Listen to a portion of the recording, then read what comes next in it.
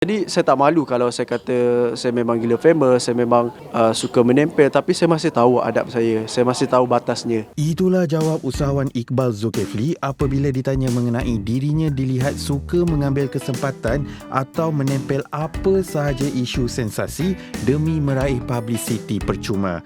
Walaupun dilihat sering berbuat demikian, Iqbal berkata dia masih tahu batas-batas yang perlu dijaga agar tidak dilihat biadab oleh netizen.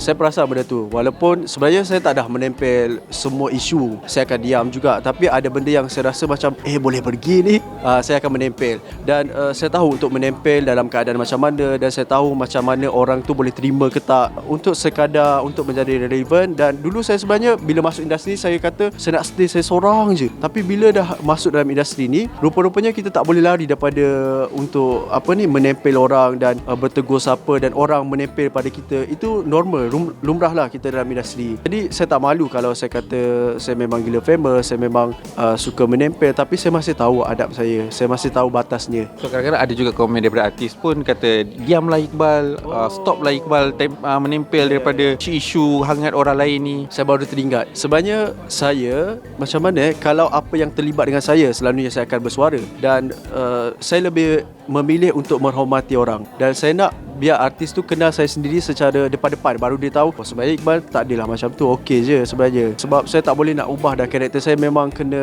macam ni pembawaan saya bosan jadi baik sangat, saya kena ada kepelbagaian. Iqbal terasa hati tak bila dapat komen-komen sebegitu? Saya rasa tak tergugat dengan kata-kata netizen, cuma saya tergugat bila kenapa memandang saya macam ni. Saya okey je, dan datanglah kenal saya sendiri, tak perlu pun macam untuk judge terlalu awal, sebab kita sebenarnya boleh jadi kawan je. Dan ramai je artis yang berkawan dengan saya, datang rumah semua, tapi saya tak pernah wawarkan pun dekat media sosial. Dan saya bukan jadi ambil kesempatan dekat orang semua, sebab saya pun ada kelas saya juga. Bukanlah kita, kadang-kadang bila kita terlalu profile, orang pijak kan. Tapi biarlah orang yang tak suka, biarkanlah macam tu.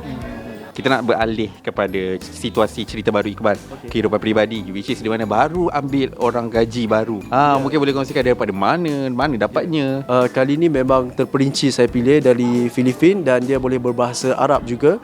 10 tahun di Qatar. Jadi saya banyak berbahasa Arab dengan dia juga. Dia memang saya pilih yang betul-betul. Walaupun orang kata kenapa tak pilih orang Melayu kita? Sebab kerja orang gaji ni sebenarnya bukan mudah. Dan kenapa saya memberi kebaikan semua? Sebab kadang-kadang itu sebenarnya untuk menguji juga. Kalau orang tak bagus, lama-lama dia akan nampak, kita akan nampak color yang sebenar. Jadi biarkan, sebab saya tak rugi, sebab barang-barang berharga saya akan simpan. Sekarang orang tertanya, Iqbal dah pun ambil orang gaji, berapa sebenarnya gajinya? Range harganya berapa?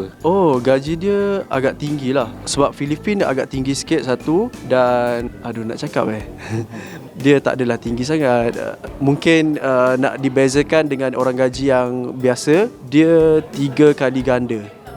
Tak sampai 10,000, tak sampai, dekat-dekat macam tu lah.